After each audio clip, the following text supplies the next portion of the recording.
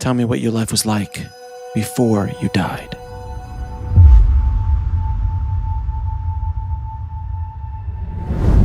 Prior I had kind of lived the ideal single life. I'd traveled the world, lived all over the world. I actually worked construction primarily and was able to pick up projects all over the United States, even some projects literally everywhere I could find a contract we could work. And so I did. I got the opportunity to live across the United States and internationally, and even worked for about 3.5 years in major TV and film.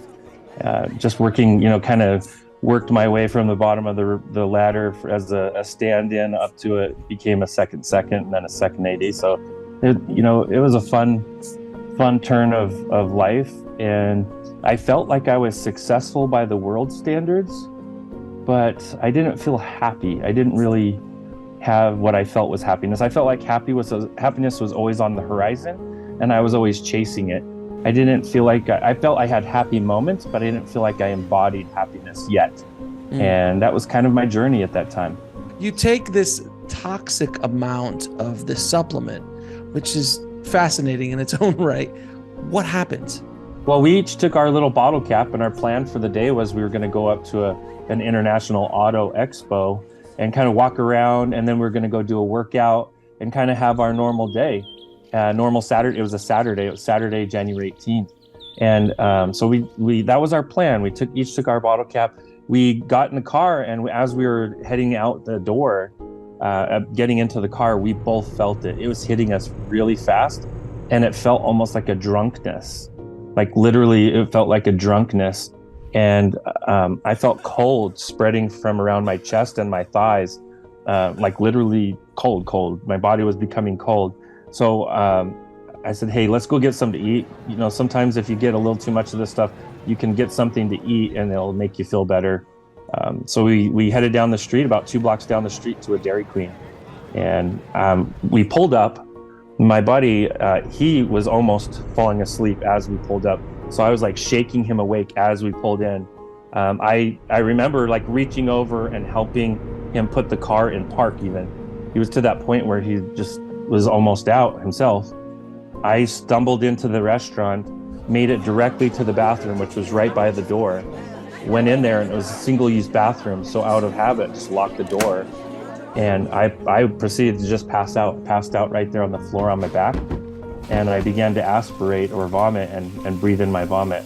Literally died right there and then.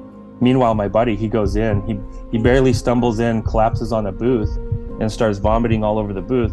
The manager of the restaurant comes over and sees this. He's like, oh my God, he calls 911 and gets my buddy hauled away to a hospital. My buddy ends up being totally fine. They pump his stomach. They treat him with a bunch of charcoal, and he gets released out of the hospital the very next day without any problem and no long-lasting effects. But again, meanwhile, nobody knew there was another guy, me, in the bathroom, and I was literally laying there dead on the floor. And how long were you out for? So from the time that my buddy came in and they called 911 to get me out of it was about almost an hour. So we know for at least 45 minutes at the most conservative estimate, because it was 45 minutes between phone calls, between the 911 phone call to my buddy to get him hauled away, and then the 911 to come and get this dead body. What happened then when you started to transition? So for me, from my perspective, what I was watching is I watched the room get very dizzy as I walked in there into that bathroom. And it felt like the whole room started to spin backwards. Like literally like kind of like in the movies, how, it makes it feel like it felt like the whole ground was shaking on me.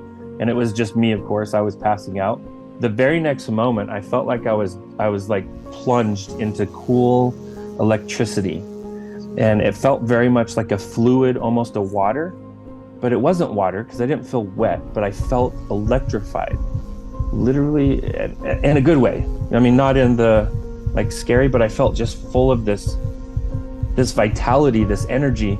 And instantaneously, I was bodybuilding pretty hard. My body was pretty sore.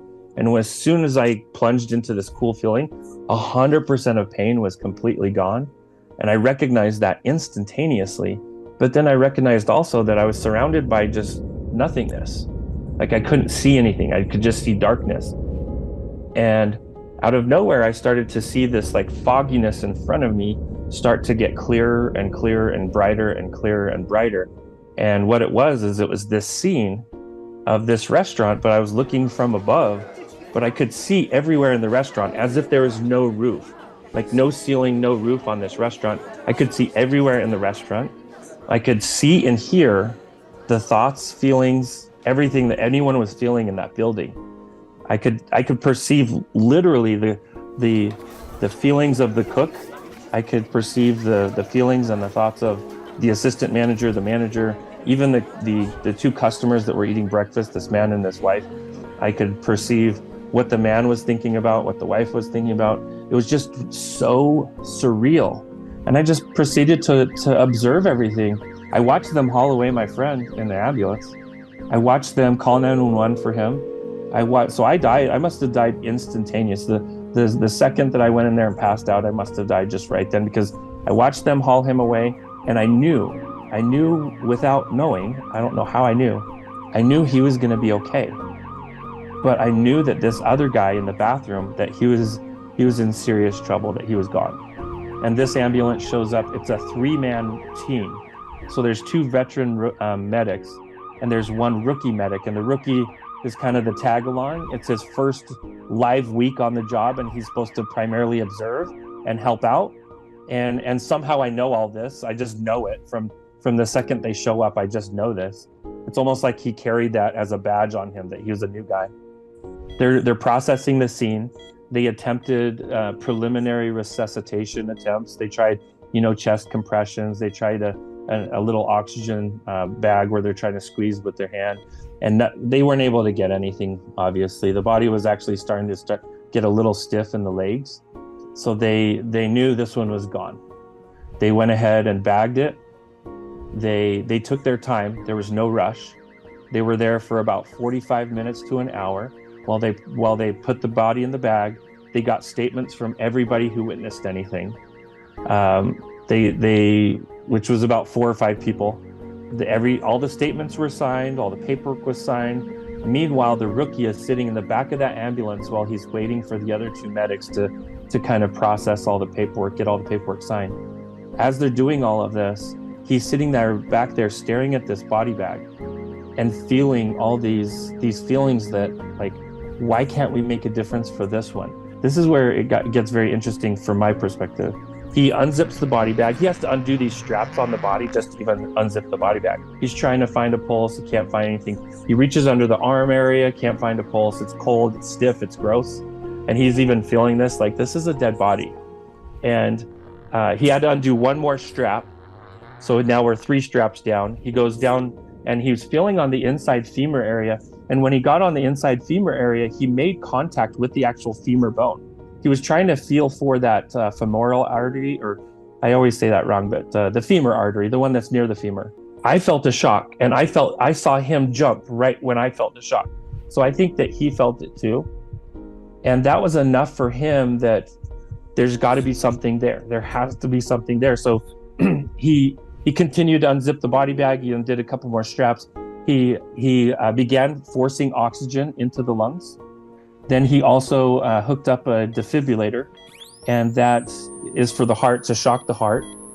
And when he hooked that up, it makes this alarm sound right before it shocks the body. So meanwhile, the other 2 veteran medics, they're deep in the conversation about sports. They're thinking about, like, the game coming up, this and that, because it was right before, the big game in the NFL at the time. This is, again, January 18th of 2003. But when the alarm bell went off, the warning alarm for the defib machine, they both, like, turned back and saw what was going on, and they started to freak out on this medic.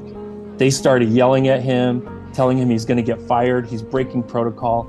How do you like to be fired on your first week on the job? Just really going to town on him, and he just ignored it, completely ignored it. He let the defib hit. He let it charge and hit. It did not do any result. There was no heartbeat. He went ahead and charged a second time, And again, these medics are chewing him out. They're chewing him out. He lets it go a second time. At the second time, he did get a single heartbeat, one heartbeat, and then it was flatline again. And that single heartbeat was enough to like shut up the veteran medics. They completely stopped talking. And they knew something odd was going on here, something very different. And so the third round of shocks happened, which that medic allowed a third round.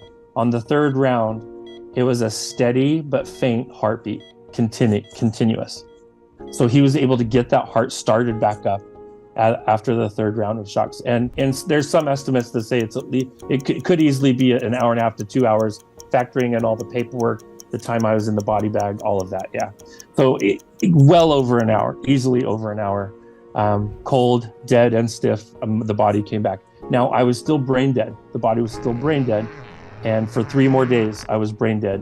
And that's where I had my experience. I had my experience while the body was brain dead.